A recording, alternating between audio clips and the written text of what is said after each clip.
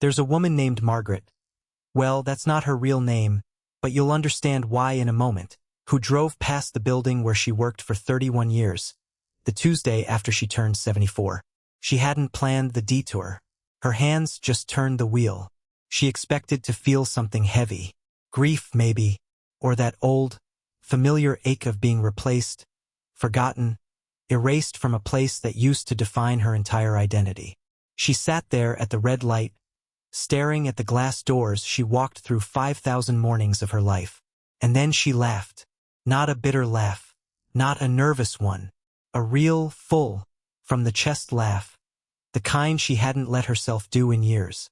For a moment, she even glanced around, almost checking whether anyone had seen her sitting there laughing alone at a red light, an old reflex from a lifetime of being watched, before catching herself and realizing, with a strange little jolt, that it didn't matter anymore even if someone had. She didn't understand it in that moment. She just knew something in her had come loose, like a knot finally untying itself after decades of being pulled tight. It would take her weeks to find the words for what she felt sitting at that red light. But by the time you finish this video, you're going to understand exactly what she understood, and why so many people spend their whole lives waiting for a moment just like it, without ever knowing it was coming. This video isn't here to convince you that getting older is easy. It isn't. There are real losses of energy, of people, sometimes of certainty about what a day is even for. But something else happens too, something almost nobody talks about because it doesn't fit the story we've been told about aging. Somewhere in your 70s, a kind of weight starts to lift, quietly, without ceremony, and what's underneath it is something closer to freedom than anyone warned you it would be. Over the next hour, we're going to walk through 10 specific kinds of freedom that tend to arrive in this decade of life. Freedoms tied to approval, to time, to fear, to the roles you've played for other people for so long you forgot you were playing them. Some of these will feel obvious the moment you hear them. Others might surprise you, maybe even unsettle you a little, in the way truth sometimes does. We'll move through them roughly in the order most people discover them, though your own path through this decade may look a little different, and that's exactly as it should be. Stay with it, because by the end, that laugh Margaret let out at the red light, you'll know exactly where it came from. Let's start with the one that tends to surprise people the most, because it hides in plain sight for most of a lifetime. Reason number 1. You are finally free from needing everyone's approval. Think back on how many decisions you made, not the huge ones, but the small daily ones that were shaped even a little by what somebody else might think. The outfit you didn't wear, the opinion you swallowed at a dinner table, the career path you chose partly because your father would have approved of it, or your neighbors would be impressed by it. For most of your life, there was an audience. Maybe it was your parents when you were young.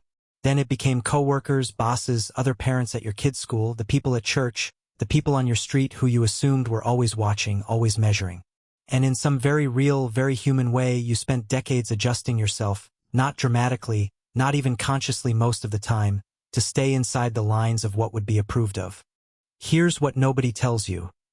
That audience was never as large or as attentive as it felt. Psychologists sometimes describe the feeling of being at the center of everyone's attention when, in truth, most people are far too consumed with their own lives to be studying yours as closely as you imagined.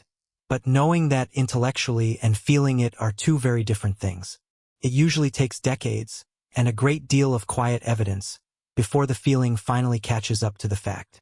And that's exactly what tends to happen somewhere in your 70s. The audience doesn't just get smaller. It gets, in a strange and liberating way, almost silent. The boss who once needed to be impressed is gone from your life. The children who once needed you to model the right way to live are adults now, living their own version of right and wrong, mostly uninterested in grading yours. The social circle that once tracked who got promoted, who bought what house, who raised the best kids, that circle has quietly thinned, and with it so has its grip on you. What's left, when the audience fades, is something almost startling in its simplicity. You. Just you and whatever you actually think, want, and believe without the translation layer of "but what will they say?" Some people find this disorienting at first, almost like losing a job you didn't know you had, the job of managing everyone's opinion of you. But underneath the disorientation is something closer to relief.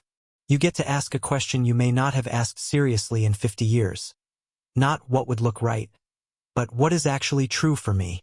Ask people whose parents entered this chapter honestly, and you'll often hear the same observation, though it takes a different shape in every family. A daughter might mention that her mother, who once agonized over what the extended family would think of every decision, started making choices with an ease that felt almost unfamiliar, even slightly disorienting to watch. A son might say his father, who spent 40 years measuring his words at the dinner table to keep the peace, suddenly started saying exactly what he thought. And somehow, the family didn't fall apart the way he'd always feared it might. It often unsettles the people around you a little at first, because they knew you as someone shaped by that audience, defined partly by the careful, watchful version of yourself you'd presented for decades. But most of them, given a little time, come to recognize what's actually happening. They're not watching you become someone else. They're watching you finally set down something you've been carrying so long. Everyone around you had simply gotten used to the weight of it too, without ever realizing it was optional. It's worth being honest, too, that this particular freedom doesn't always arrive wrapped only in relief. For some people, the quieting of the audience carries a faint undertone of loneliness alongside the lightness, a sense that the very people whose opinions once felt so heavy were also, in their own complicated way, a form of connection. That's a real and valid feeling, and it doesn't cancel out the freedom, it simply sits alongside it. You can feel both at once, unburdened and a little wistful, and neither one needs to win out over the other. What tends to happen, given time, is that the wistfulness softens while the freedom deepens, because what replaces the old audience isn't emptiness. It's the chance to build new connections, ones based on who you actually are now, rather than who you once performed for. That's not you becoming careless. That's you becoming honest. So if you've noticed yourself caring less about what the neighbors think, less about keeping up appearances you used to guard so carefully, that's not decline. That's arrival. You're not losing your edge. You're finally free of a weight you carried for so long. You forgot it wasn't actually yours to carry. That kind of quiet freedom from other people's opinions opens the door to something else, something tied not to people but to time itself. Reason number 2. You are finally free from the tyranny of the clock. For most of your adult life, you were living against a schedule nobody ever handed you, but everyone somehow agreed to follow. Think about it. By 25, you were supposed to have some idea of a career. By 30, a house, maybe a family, some visible proof that you were on track. By 40, you were supposed to be established, climbing, saving, building towards something. By 50, you were supposed to be thinking about your children's futures, your own retirement, whether you'd done enough, saved enough, become enough. Nobody wrote the schedule down and handed it to you at birth, and yet you probably could recite pieces of it without even trying, because it was absorbed so early and repeated so often by family, by culture, by the quiet comparisons everyone makes without meaning to, that it started to feel less like a social expectation and more like a law of nature. And here's the strange part. Even when you were technically on schedule, the clock rarely let you rest. There was always a next milestone. Pay off the house, and suddenly it's about retirement savings. Get the kids through college, and suddenly it's about their weddings or their own children, or making sure you'll be able to help if they need it. The clock didn't stop ticking when you hit a milestone. It just handed you the next one. Somewhere in your 70s, something quietly happens to that clock. It runs out of milestones. Not because your life is over, far from it, but because the socially agreed upon checkpoints simply stop being issued. There's no cultural script that says what a 74-year-old is supposed to have accomplished by 75. There's no promotion to chase, no house to upgrade to keep pace with your peers, no clear next rung to reach for. For the first time in 50 or 60 years, the calendar in your head, the one quietly whispering, "You should be further along by now," goes silent. Some people mistake that silence for emptiness. It isn't. The spaciousness. Because when the external checkpoints disappear, what's left is not a void. It's raw, undivided time, finally available to be spent according to your own rhythm instead of a schedule you never agreed to in the first place. You get to decide what a productive Tuesday looks like now, and it might mean an entire morning spent on a crossword puzzle or a long, unhurried phone call with an old friend, or simply sitting with a cup of coffee, watching the light change, doing absolutely nothing that could be measured or reported to anyone. That is not a small thing. That might be one of the rarest luxuries a human life offers. Time that belongs entirely to you, unbothered by comparison, unmeasured by milestones, unclaimed by anyone else's idea of what you should be doing with it. Compare this to someone who never quite lets go of the clock, who fills retirement with a rigidly scheduled calendar because unstructured time still feels dangerous, almost shameful, the way it did at 45. That person often finds relief eventually too, but later, and with more resistance, because the habit of racing has to be actively unlearned rather than simply released. Watch two neighbors in their 70s side by side sometime, and you'll often see this contrast play out in small, quiet ways. One of them treats every day like it still needs a full itinerary, still needs to be justified at the end.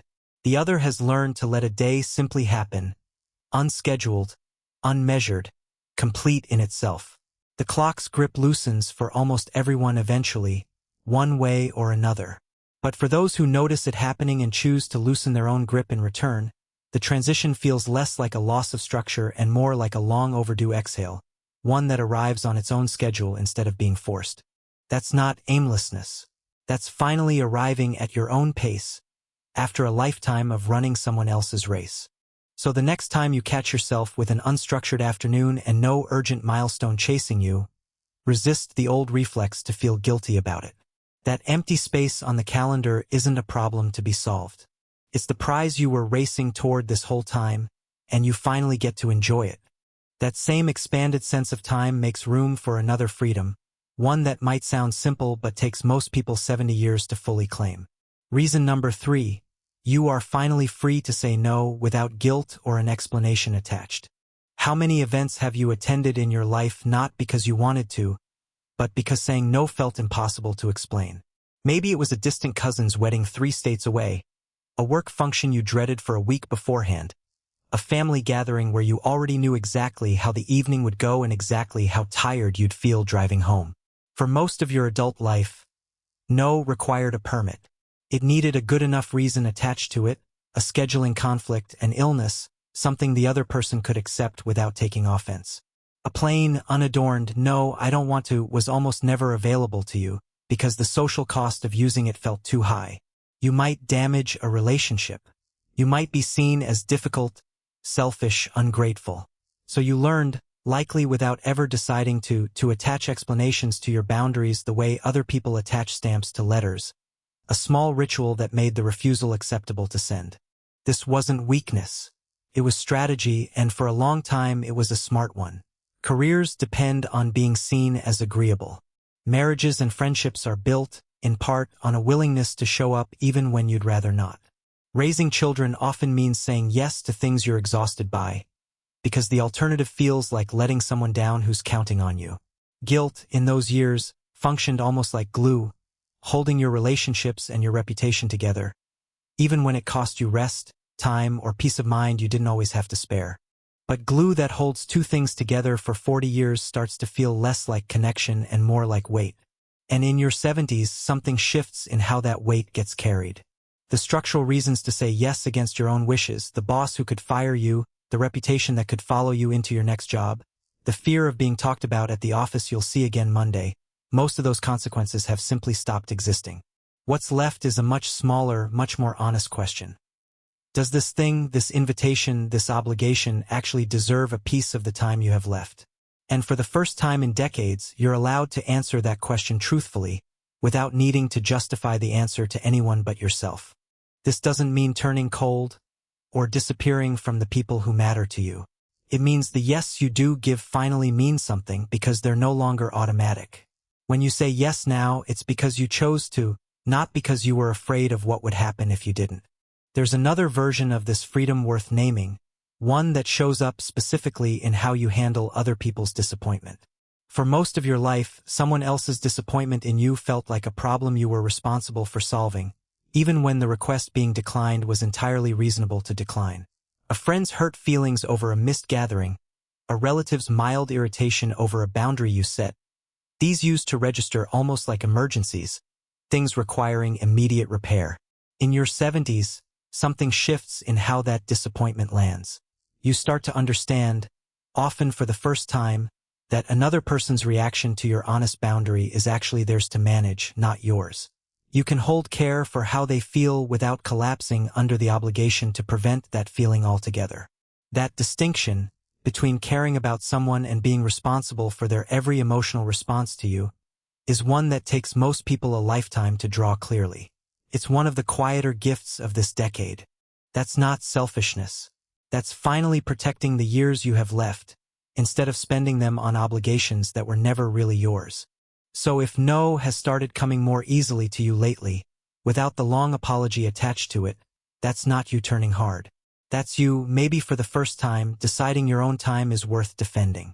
And this is only the beginning of what starts to change once the audience finally leaves the room. Because once you stop performing for an audience, you also stop measuring yourself against the people who used to sit in it. Reason number 4, you are finally free from comparison. When was the last time you actually stopped comparing your life to someone else's, and meant it? For most of adulthood, comparison runs quietly in the background of almost everything, whether you invite it or not. It's there when you hear about a former colleague's promotion.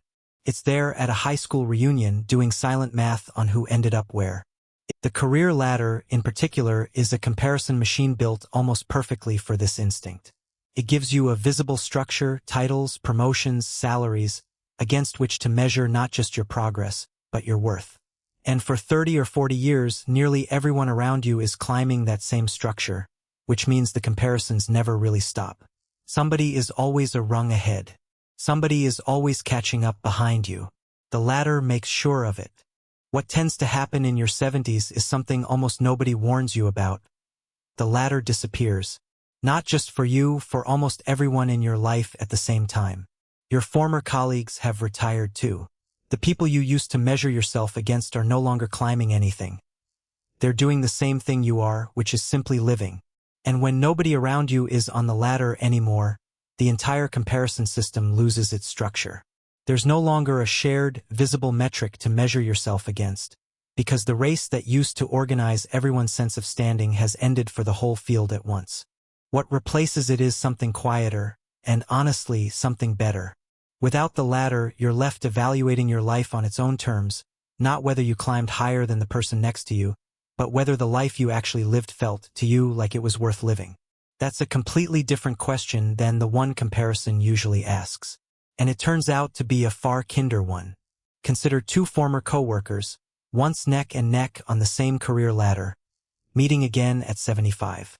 Decades ago, a conversation between them might have carried an undercurrent of quiet competition. Who got promoted faster, whose title carried more weight, whose department mattered more to the company. Now, that same conversation tends to sound almost unrecognizable. They talk about grandchildren, about a garden one of them started, about a health scare the other came through. The ladder that once organized their entire relationship to each other has simply become irrelevant. And in its place is something closer to plain human interest, unfiltered by rank. This is one of the underappreciated gifts of a shared retirement. An entire generation stepping off the same structure at roughly the same time, which means the comparison doesn't just fade individually, it dissolves collectively, taking with it a whole layer of tension that used to color even friendly conversations. That's not falling behind. That's realizing the race was never really the point. It just felt that way while everyone was still running it. So when you notice you've stopped keeping score against your old coworkers, your neighbors, or even your own siblings, let that be a relief, not a loss. The scoreboard didn't disappear because you gave up. It disappeared because, at last, there was nothing left worth scoring. Now, if you're only halfway through and thinking this all sounds nice in theory, but it doesn't quite match how you feel on some mornings, stay with me. Freedom in your 70s isn't a single warm feeling that shows up all at once, like flipping a switch. It's built piece by piece, and we've only laid 4 of the 10 pieces so far. The next ones go even deeper than what we've covered, because what comes next isn't just about what other people think of you. It's about what you're finally allowed to say. Before we go further, take a slow breath. There's no rush here. This hour was built for you to actually sit with it, not race through it like just another checklist. Which brings us to a kind of freedom that scares some people more than it excites them, at least at first. Reason number 5, you are finally free to tell the truth. Picture a dinner table conversation decades ago, where you had an honest opinion and chose, very deliberately, to keep it to yourself. Maybe it was about your boss's decision, your siblings' parenting, your friend's questionable investment, or even something bigger, a belief you quietly disagreed with but never said out loud, because saying it risked something you couldn't afford to lose. For most of your working, family-raising, socially entangled decades, honesty was rationed. Not because you were dishonest exactly, but because truth-telling carried real consequences. Say the wrong thing to the wrong person, and you might lose a promotion, damage a friendship you needed, or create tension in a family that had to keep functioning under the same roof for another 20 years. So you learned the art of the diplomatic half-truth, softening, hedging, choosing your battles, letting most things go unsaid because saying them wasn't worth what it might cost you. This is one of the quieter costs of a long life spent embedded in careers, families, and communities. You often had more to lose than you had courage to spend. Every honest sentence had to be weighed against its price. And for most people, most of the time, the price won. Something changes in your 70s, and it isn't that you suddenly become a different person. It's that the scoreboard of consequences shrinks dramatically. There's no boss left to offend into firing you. No professional network you're still climbing that depends on staying agreeable. No decades-long marriage you're still building the foundation of, where every disagreement has to be managed delicately to protect a future you're both still constructing. Much of what once made honesty expensive has simply been paid off, or has quietly retired along with you. At the same time, something else sharpens. An awareness, often unspoken, that time is not endless.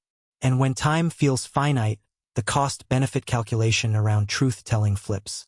Suddenly, staying silent to protect a relationship you don't actually value very much starts to feel like a worse trade than speaking honestly and risking a little friction. This is why so many people in their 70s and 80s become known, sometimes fondly and sometimes with a little exasperation from their families, for saying exactly what they think. It isn't a loss of filter. It's often the first time in decades that the filter has finally been allowed to rest. There's also a difference in how this honesty feels depending on who's on the receiving end. Saying a hard truth to a stranger, a cashier, a passing acquaintance, tends to feel almost weightless by comparison.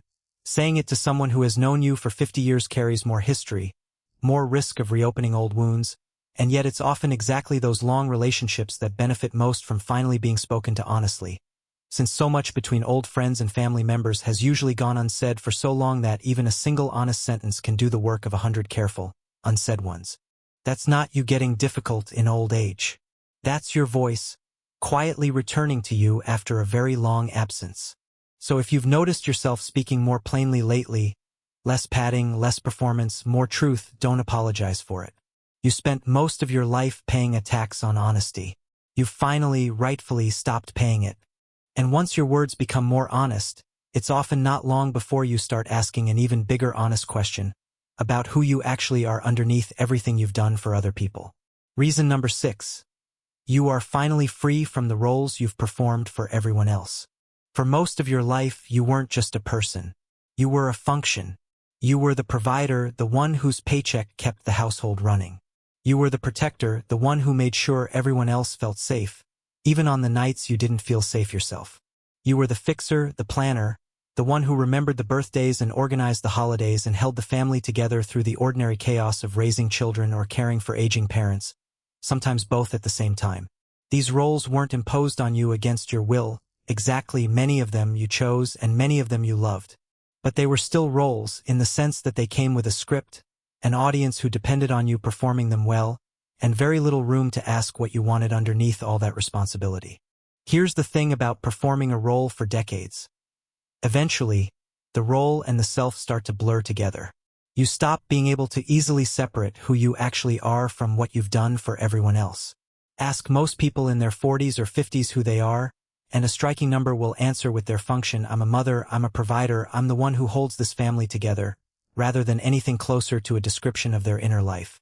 By your 70s, many of those functions have quietly ended, whether you asked for that or not. The children you protected are protecting their own children now. The paycheck you provided is no longer the household's lifeline.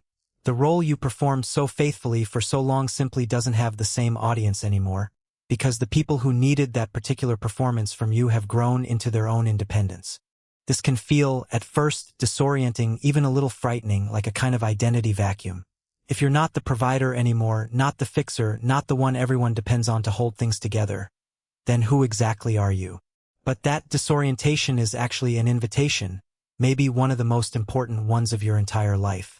For the first time since you were very young, before anyone needed anything from you, you get to exist simply as yourself, not as a function performed for someone else's benefit. Not as a role, just as a person, worthy of attention and care on your own terms, independent of what you produce or provide. It's worth pausing on how this often looks from the outside, too, especially to adult children who grew up only ever knowing you in your functional roles. It can be strange, even briefly disorienting for them, to watch a parent who spent decades organizing every holiday suddenly say they'd rather skip hosting this year and just enjoy the day quietly instead. Some children misread this shift as withdrawal, or worry it signals something is wrong. Usually, it signals the opposite. A parent finally attending to a self that had been on hold for a very long time, not out of neglect for the family, but because that same family no longer requires the constant performance it once did. Given a little time and a little explanation, most adult children come to see this not as loss, but as their parent finally becoming a fuller, more complete person, one they get to know in a way they never quite could while that parent was still fully consumed by the role. That's not losing yourself. That's meeting yourself, maybe for the first time since childhood. So here's a question worth sitting with for a moment. Who are you, underneath all those roles you played so well for so long that you nearly forgot they weren't the whole of you? Sit with that. We're not done yet, because the next freedom might be the one you were taught your whole life to feel guilty about wanting. Whoever that person is, the one who exists apart from provider, protector, and fixer, has been waiting a long time to be noticed. This decade is where you finally get to meet them. But there's a freedom coming up that might be the hardest one of all to trust, because for most of your life, you were taught it was the opposite of virtue. It has to do with something as small and as loaded as spending a Tuesday afternoon doing absolutely nothing productive. Reason number 7. You are finally free to enjoy small pleasures without earning them first. Picture yourself sitting in a favorite chair at 2 in the afternoon on an ordinary weekday, reading a book purely because you want to, with nowhere else you're supposed to be. For a lot of people, even picturing that scene comes with a flicker of guilt attached, uninvited. A small voice, somewhere in the back of the mind, asking whether you should be doing something more useful with this time. That voice didn't appear on its own.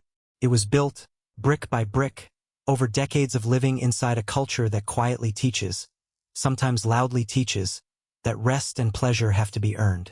You work first, then you're allowed to relax. You finish your responsibilities, then you're permitted a reward. Leisure that comes before productivity, or leisure that isn't attached to any productivity at all, can start to feel almost illegitimate, even shameful, no matter how many decades you've spent contributing to a household, a career, a family. This conditioning runs deep, and it doesn't automatically switch off just because you've stopped working. Plenty of people spend their early retirement years still structuring their days around some version of usefulness, volunteering out of obligation rather than joy, keeping impossibly busy schedules, almost as if unstructured time itself is something to be ashamed of. The habit of earning your rest is hard to unlearn, even once the reasons for it have expired. But somewhere in your 70s, for many people, that internal accountant finally starts to go quiet. Partly, it's simple exhaustion with the old rules. After 60 or 70 years of measuring your worth against your output, something in you gets tired of the math. And partly, it's a deeper recognition that time itself has become the scarce resource, more valuable than any task you could check off a list. When time is precious, spending an afternoon simply enjoying something, a book, a garden, a piece of music, a slow walk with no destination, stops looking like waste and starts looking like exactly what that time was for all along. This is one of the quieter, less discussed freedoms of this decade. Permission. Permission to enjoy something purely because it brings you joy, with no productivity attached, no justification required, no accounting for how it benefits anyone else. It sounds almost too simple to matter. But for someone who has spent 60 years earning every hour of rest, that permission can feel like one of the most radical gifts of the entire decade. Take a moment here if you want before we go any further. Not every idea in this video needs to be caught immediately. Some of them are the kind that settle in slowly over the next several days, not in the next several minutes. This one, in particular, tends to work that way. Permission is rarely granted all at once. It's granted a little more each time you practice it, Each unguarded afternoon you allow yourself without apologizing for it afterward. Think of someone you may know who never fully learns this lesson, who reaches 80 still unable to sit still without a task attached, still filling every hour with obligation because rest without productivity feels like failure. It's not that they lack the same opportunity everyone else in this decade has. It's that the old rule runs so deep, unlearning it becomes its own kind of work. Watching someone like that can be a strange kind of mirror, showing you exactly what you're being offered the chance to release. That's not laziness. That's permission you spent 50 years refusing to give yourself. So the next time you catch yourself doing something with no purpose beyond enjoying it, let the guilt pass through without grabbing onto it. You've more than earned this. You earned it decades ago. There's a moment that tends to arrive somewhere in this decade, not for everyone at the same time, and not always with warning, when you understand all the way down that the years ahead of you are not infinite. This isn't meant to frighten you. It's the opposite, because it's usually that same understanding, the one that could make you afraid, that ends up making you the most free you have ever been. When you know quietly and without denial that time is finite, you stop spending it on obligations that were never really yours, on grudges that cost you more than they cost anyone else, on waiting for someday to become the version of yourself you always meant to be. The author George Eliot once wrote, "It is never too late to be what you might have been." She wrote that in the 19th century, and it has outlived her by more than 100 years because it points at something that doesn't age. The idea that who you are is not finished being decided. Not at 50, not at 70, not even now, however old you are while you're listening to this. You are still, at this very moment, in the process of becoming. Not finished, not fixed, not sealed shut by everything that came before this exact second. That single realization, quietly understood, is enough to change how the rest of today feels, let alone the rest of this decade. And that, more than almost anything else in this video, might be the freest thought of all. That same sense of finite, precious time is exactly what starts to loosen the grip of a fear that's followed most people since childhood. Reason number 8. You are finally free from the fear of failure. What would you try, really try, if failing at it couldn't cost you your career, your reputation, or your family's security? For most of your adult life, failure was rarely just failure. It came with cascading consequences attached, like a chain reaction you couldn't always predict the full length of. Fail at a big project and you might lose a promotion or the job itself. Fail at a business venture and you might lose savings your family depended on. Fail publicly in a small town or a tight-knit community, and you might carry the reputation of that failure for years, in a way that shaped how people treated you long after the actual mistake had faded. Given stakes like that, caution wasn't cowardice. It was simply rational. Most people learned, understandably, to stay inside the boundaries of what they already knew they could do well, because the cost of experimentation was simply too high. This is one of the quiet tragedies of a long working life. The years when you had the most energy and time to try new things were often the exact years when trying new things was most dangerous to your stability. So countless interests got shelved. The instrument never picked up. The class never taken. The hard conversation never started. Not because you didn't want to, but because failing at it in those years could genuinely cost you something you couldn't afford to lose. Your 70s changed the entire risk calculation, usually without you consciously deciding it should. There's no career left to jeopardize with a public misstep. No mortgage riding on your ability to master something new. No decades-long professional reputation that a beginner's mistake could tarnish. If you sign up for a painting class and turn out to be genuinely terrible at painting, the actual cost of that failure is almost nothing. A little embarrassment, maybe quickly forgotten. Compare that to the stakes failure carried when you were 35, and it becomes clear just how much has changed. What this means, in practice, is that courage becomes remarkably cheap in this decade, not because you've suddenly become braver as a person, but because the price of trying and failing has dropped so dramatically that even a small amount of courage goes much further than it used to. The instrument, the class, the hard conversation, the friendship you've been afraid to start. The actual risk in trying them now is smaller than it has been at any point since you were a child, free of consequences you hadn't yet learned to fear. Consider the difference between trying something new at 35 and trying it now.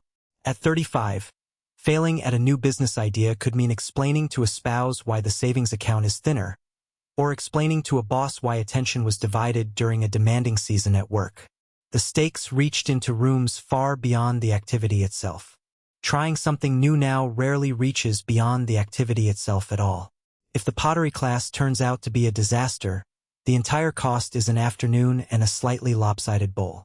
Nobody's mortgage is at risk. Nobody's trust in your competence is quietly recalibrated. This is worth sitting with because most people don't consciously recalculate risk this way. They just feel a vague, outdated hesitation without examining where it actually comes from anymore. Naming it clearly out loud is often enough to loosen its hold. There's a particular kind of joy, too, in being a genuine beginner again, something most adults rarely experience after their 20s. Sitting in a room full of people who are also just learning, fumbling through the same basic steps together, removes an entire layer of self-consciousness that used to attach itself to anything unfamiliar. Nobody in that beginner's pottery class or that community choir is measuring you against a standard of professional competence, because nobody in the room has one yet. That shared, unguarded clumsiness turns out to be one of the more unexpectedly joyful parts of trying something new this late, not despite being a beginner, but because of it. That's not recklessness. That's the courage that was always inside you, finally free of the price tag that used to keep it locked away. So what is it, the one thing you've quietly wanted to try for years, but always told yourself you were too old or too late or too something to actually attempt? Whatever that thing is, the fear attached to it is very likely outdated, left over from a decade of your life where failure genuinely could cost you something. Can't anymore, not the way it used to. That alone might be reason enough to finally try. And once trying new things feels safer, so does trying something even harder. Being honest about which relationships still deserve a place in your life. Reason number 9. You are finally free to choose who's actually in your life. Not every relationship you've maintained for decades was ever fully chosen. Some of them were, of course, the friendships built on real affection, the marriage or partnership you actively chose and kept choosing. But a surprising number of the relationships that filled your calendar for years were built on something closer to obligation than desire. The extended family member you saw every holiday because that's simply what families do. The old coworker you stayed in touch with because your careers overlapped for decades and cutting the thread felt awkward. The neighbor, the distant cousin, the friend of a friend who became a fixture in your life mostly through proximity and habit, rather than genuine closeness. For most of your adult years, maintaining these connections wasn't really optional. Social obligation, professional networking, and family expectation all quietly pressured you to keep showing up, whether or not the relationship actually nourished you. This isn't a criticism of you. It's simply how social life works for most of a lifetime. Relationships accumulate faster than they're examined, and the structural pressures to maintain them, career, community standing, family harmony, are usually stronger than any individual's desire to prune them. So people carry decades' worth of relational weight, some of it precious, some of it merely habitual, rarely stopping to sort one from the other. Your 70s tend to bring a kind of clarity that earlier decades rarely afford, partly because the structural pressures finally ease. The career network that once required maintaining certain relationships has mostly dissolved. The obligation to model harmonious extended family dynamics for the sake of your children has mostly served its purpose, since those children are adults now, managing their own relationships. And underneath all of that, there's often a quieter, more honest awareness. Time at this stage has become genuinely limited, in a way it simply wasn't at 40. When time is limited, the question of who deserves a share of it stops being abstract and starts being urgent, in the best possible sense. This is why so many people, in this decade of life, describe a kind of quiet pruning happening in their social world, not out of bitterness, but out of clarity. The relationships that were mostly obligations start to fade naturally, without conflict or drama.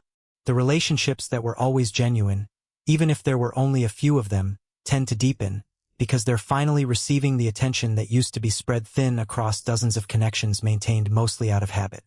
Let that settle for a second, too, before we move on. You don't need to hold everything you've heard so far perfectly in mind. Some of it will simply stay with you the way true things tend to. It helps to notice how this plays out over a single ordinary week. A phone call you used to make out of duty might simply stop happening, not from any decision, but because it no longer occurs to you the way it once reflexively did, and you notice with some surprise that nothing falls apart because of it. Meanwhile, a call to someone who actually lights something up in you might start happening more often, longer, warmer, because there's finally room for it where the obligatory calls used to sit. Nobody announces this shift. There's no conversation where you formally resign from relationships that never quite fit. It simply happens quietly, 1 week at a time, until one day you look at your circle and realize it has reshaped itself around who you actually want there, rather than who you once felt you had to keep. This freedom also changes how new relationships form, not just how old ones fade. Without the pressure of career networking or the social calculus of who might be useful to know, new friendships in this decade tend to form on much simpler ground. Shared interest, easy company, the sheer relief of enjoying someone's presence without an agenda attached. Some of the closest friendships people report in their 70s and 80s are ones that began only in this decade, formed at a hobby class, a walking group, a volunteer shift chosen purely out of interest. There's a particular kind of freedom in building new relationships for no reason other than genuine enjoyment, something career and family obligation rarely left much room for. That's not becoming cold. That's becoming discerning, maybe for the first time in your entire adult life. So take an honest look at your circle right now. Which relationships are there because you genuinely want them there, and which ones are simply left over from a life you don't live anymore? You don't need a dramatic conversation to answer that. You just need to notice, gently, where your energy actually wants to go, and let yourself follow it, without the old guilt insisting you owe everyone equal attention. One freedom is left, and it might be the one that quietly ties every other one together. If you've made it this far, you already know this isn't a video you're just half watching in the background while you do something else. Something in the last several minutes found you on purpose in a way that background noise never does. 9 freedoms in, and if you look back honestly, you may already recognize a few of them starting to take root in your own life, quietly, even before you had a name for what was happening. That recognition is worth noticing. It means this isn't just a video about someone else's 70s. It's already, in some small way, about yours. So let's finish this the way it deserves to be finished.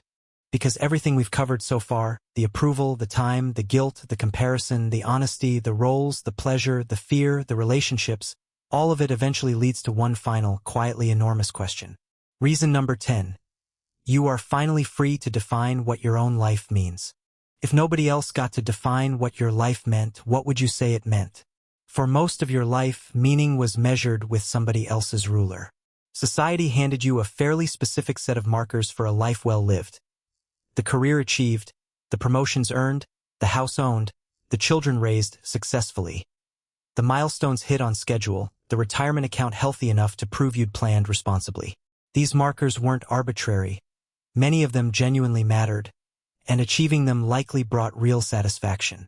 But they were also, in a very real sense, external. They were the ruler society uses to measure a life from the outside, based on what can be seen, counted, and compared. The trouble with an external ruler is that it rarely asks the question that actually matters most to the person living the life. Did this feel meaningful to you? Not impressive. Not successful by anyone else's definition. Meaningful in the quiet, private, only you would know sense of the word. Most people spend so many decades focused on hitting the visible markers that they rarely pause to check whether those markers actually lined up with what felt meaningful underneath them. Your 70s offer something rare. Enough distance from the striving years to finally ask that question honestly, and enough remaining time to actually act on the answer. When you look back now, it's often not the promotion that rises to the surface as what mattered most. It's the specific afternoon you spent teaching your daughter to ride a bike. It's the friend you sat with in a hospital waiting room, saying nothing useful, just being present. It's the quiet years of showing up again and again for people who needed you in ways nobody ever put on a resume or measured with a title. This is the final freedom, and in many ways the one that gathers up all the others.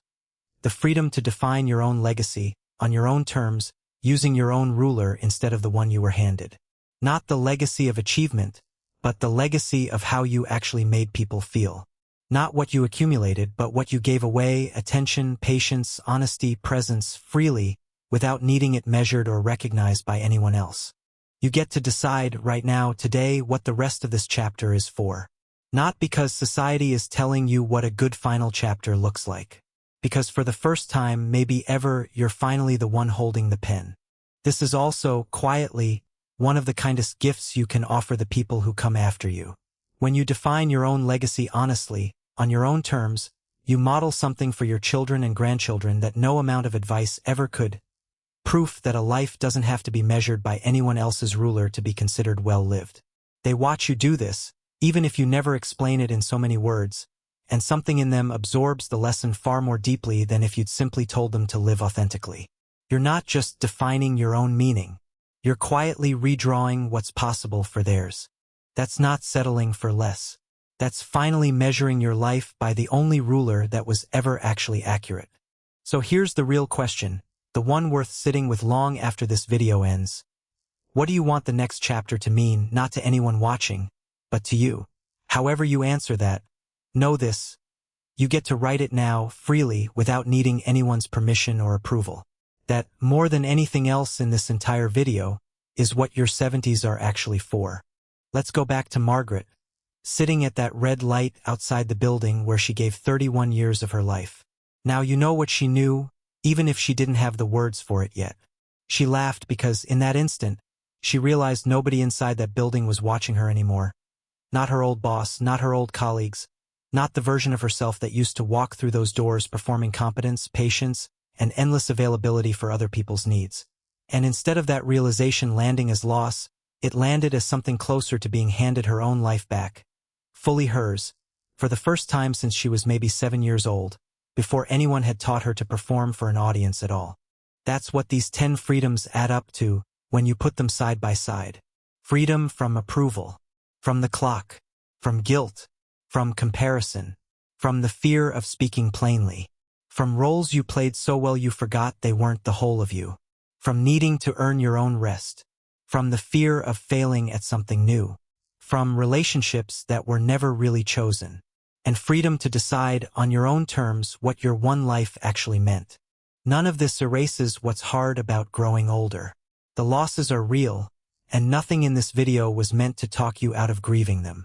But hard and free are not opposites. Sometimes they arrive in the very same decade, holding hands. If you're only beginning this decade, let this be a kind of map for what's coming, so none of it catches you by surprise the way it caught Margaret. And if you're already deep inside it, let this be confirmation for something you may have already started to feel but hadn't yet had the words for. If something in this video found you today, if some part of it felt less like information and more like being seen, that's exactly why this channel exists. Consider staying a while longer. Subscribe if you'd like more of these conversations to find you, the way this one did. Not because we need the number, because somewhere out there, someone else is about to sit at their own red light, and they deserve to understand it a little sooner than Margaret did.